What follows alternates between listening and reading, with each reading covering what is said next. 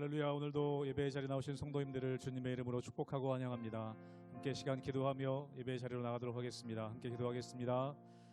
하나님, 오늘도 우리가 주의 음성을 들으며 주님 닮아가기를 간절히 원합니다. 저희도 하나님 더 거룩하게 주님 품에 안겨 주님의 자녀로 살게 하여 주시옵소서. 우리에게 주신 자녀됨의 특권을 마음껏 누리며 자녀됨의 권세도 누리며 이 세상 살아가지만 하늘나라 백성으로 주님의 자녀로 살게 하여 주시옵소서. 오늘도 우리에게 말씀하시며 우리를 인도하실 주님을 기대하며 나아갑니다. 감사드리며 예수님의 이름으로 기도하옵나이다. 아멘.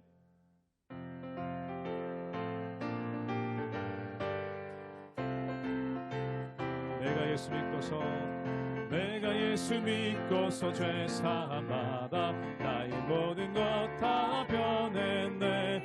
지금 내가 가는 길 천국길이요 주의 피로 내 죄가 씻겼네. 나의 모든 것 변하고 그 피로 구속받았네. 하나님은 나의 구원 되시오니 내게 정죄함 없겠네. 주님 맑은 빛 되사 어둠에 치니 나의 모든 것 다 변했네.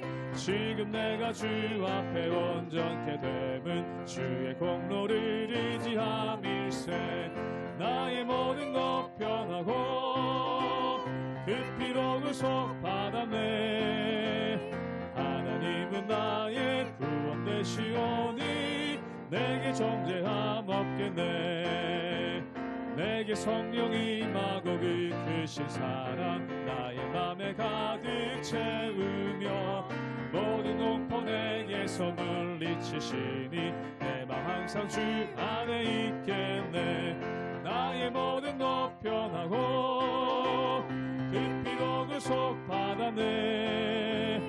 하나님은 나의 구원 되시오니 내게 정죄 3절 한번 고백합니다. 내게 성령 임하고 내게 성령 임하고 그 크신 사랑 나의 맘에 가득 채우며 모든 공포 내게서 물리치시니 내 맘 항상 주 안에 있겠네.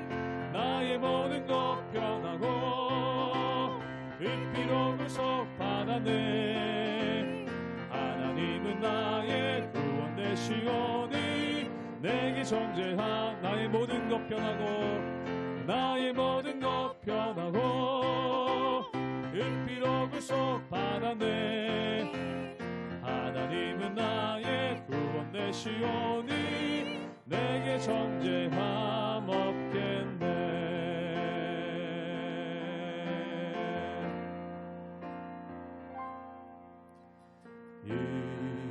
이곳에 생명샘 솟아나 눈물 고짝 지나갈 때에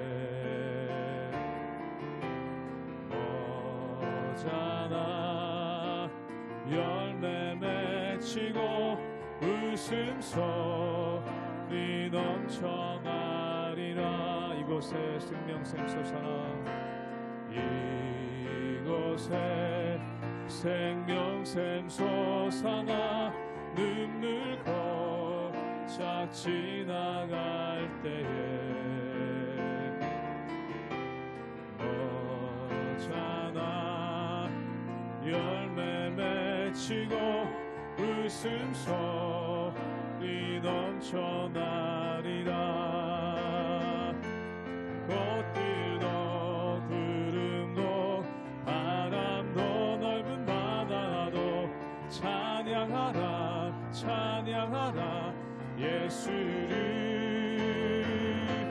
하늘을 울리며 노래해 나의 영혼아 은혜의 주 은혜의 주 은혜의 주. 그날에 하늘이 열리고 그날에 하늘이 열리고 모든 이가 보게 되리라. 마침내 꽃들이 피고 영광의 주가 오시. 한 번 더 고백하기 원합니다. 그날에 하늘이 열리고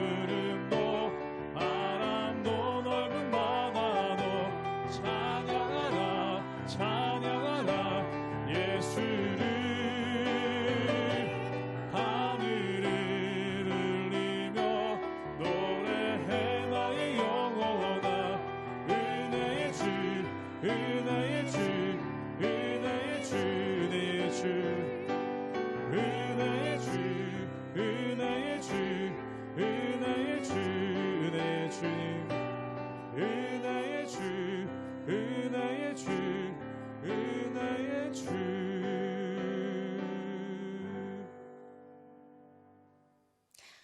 할렐루야. 오늘도 하나님 은혜 가운데에 하나님의 은혜와 평강이 여러분 삶 가운데 가득하기를 주님의 이름으로 축원합니다. 여러분 부전자전이라는 사자성어가 있죠. 아버지와 아들은 닮기 마련이라는 의미로 사용되죠. 그러나 오늘 히스기야와 그의 아들 므낫세는 그렇지 않았습니다. 므낫세는요, 아버지 히스기야가 믿었던 하나님을 버리고요, 이방의 우상을 섬기고 있습니다. 하나님을 위배하는 온갖 악행을 저지르는 모습을 볼 수가 있는데요. 종교 개혁을 이룬 아버지 밑에서 므낫세는 왜 이렇게 악하게 자랐을까요? 도대체 무엇이 문제였을까요? 우리 오늘 본문을 통해서 믿음의 대를 어떻게 이어가야 할지에 대해 큰 도전을 받게 되는데요. 오늘 므낫세의 타락이 주는 교훈은 무엇인지 함께 살펴보는 시간 되기를 바랍니다. 열왕기하 21장 1절에서 9절까지의 말씀입니다. 므낫세가 왕이 될 때 나이가 12세라 예루살렘에서 55년간 다스리니라. 그의 어머니의 이름은 헵시바더라. 므낫세가 여호와 보시기에 악을 행하여 여호와께서 이스라엘 자손 앞에서 쫓아내신 이방 사람의 가정한 일을 따라서 그의 아버지 히스기야가 헐어버린 산당들을 다시 세우며 이스라엘의 왕 아합의 행위를 따라 바알을 위하여 제단을 쌓으며 아세라 목상을 만들며 하늘의 1월 성신을 경배하여 섬기며 여호와께서 전에 이르시기를 내가 내 이름을 예루살렘에 두리라 하신 여호와의 성전에 제단들을 쌓고 또 여호와의 성전 두 마당에 하늘의 1월 성신을 위하여 제단들을 쌓고 또 자기의 아들을 불 가운데로 지나게 하며 점치며 사수를 행하며 신접한 자와 박수를 신임하여 여호와께서 보시기에 악을 많이 행하여 그 진노를 일으켰으며 또 자기가 만든 아로새긴 아세라 목상을 성전에 세웠더라.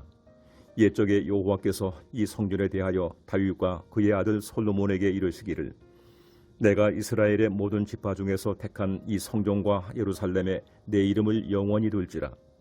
만일 이스라엘이 나의 모든 명령과 나의 종 모세가 명령한 모든 율법을 지켜 행하면 내가 그들의 발로 다시는 그의 조상들에게 준 땅에서 떠나 유리하지 아니하게 하리라 하셨으나 이 백성이 듣지 아니하였고 므낫세의 꾀물 받고 악을 행한 것이 여호와께서 이스라엘 자손 앞에서 멸하신 여러 민족보다 더 심하였더라.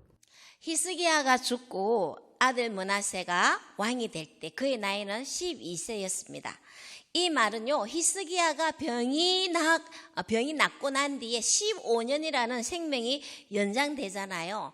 그 병이 낫고 난 뒤에 3년째 되는 해에 므낫세를 낳았다는 것을 알 수 있습니다. 이 상황으로 보면요, 히스기야가 병을 얻게 되었을 때, 그가 죽게 되었을 때 후계자 될 만한 아들이 없었다는 것 또한 우리는 유추해 볼 수 있는 거죠. 그런데 병고침을 받고 3년 만에 아들을 낳았으니 여러분 생각 한번 해보세요.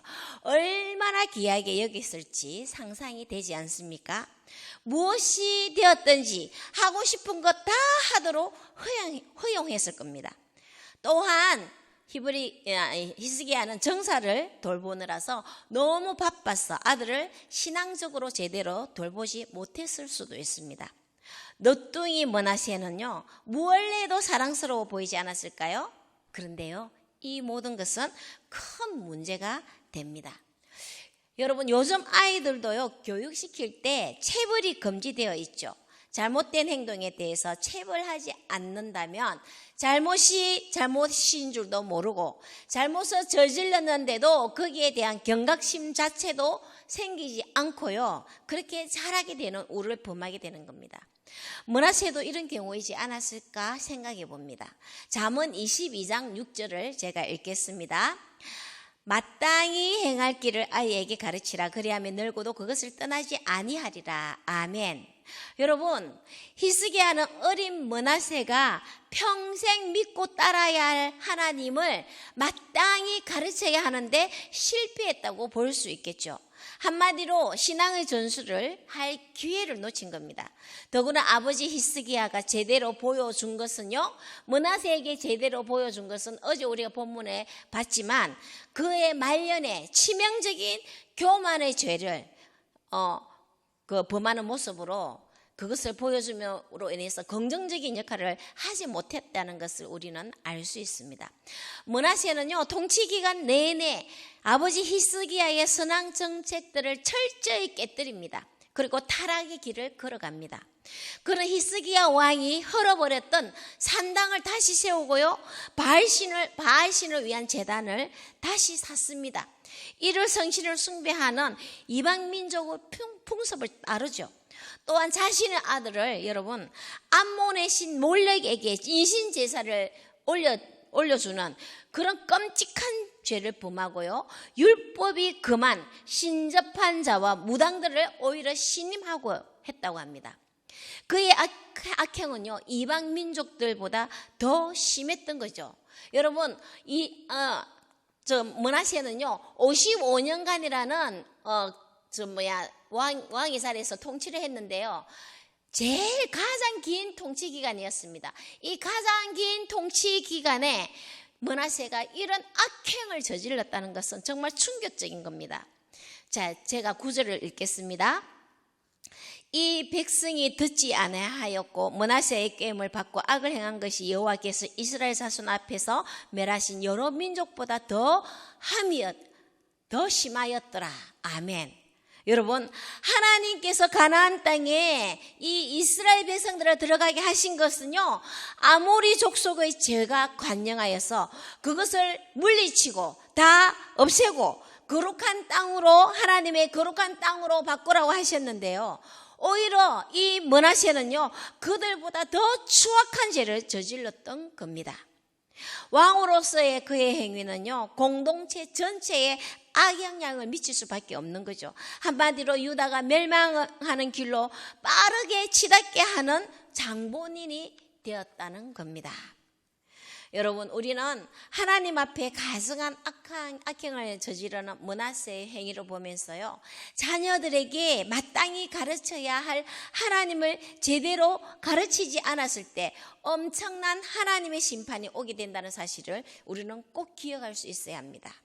여러분, 영적 축복은 저절로 흘러가는 것이 아니죠. 우리 자녀들이 하나님과 함께하는 형통한 인생을 살도록 하기 위해 반드시 필요한 것은 하나님을 경외하고 그 말씀을 따르는 법을 배우도록 해야 한다는 겁니다. 므낫세는요 하나님을 의지하기보다는요 그는 강대국 앗수르를 의지하고요 그들에게 조공을 바치면서 그들의 종이 되는 길을 선택하고자 했고요, 그들이 섬기는 이방신을 추종하는 세속적 문화에 젖어들었습니다. 하나님의 말씀으로 채워지지 않는 사람의 마음은요 타락한 세상의 문화와 세속 가치에 넘어질 수밖에 없는 것 같습니다.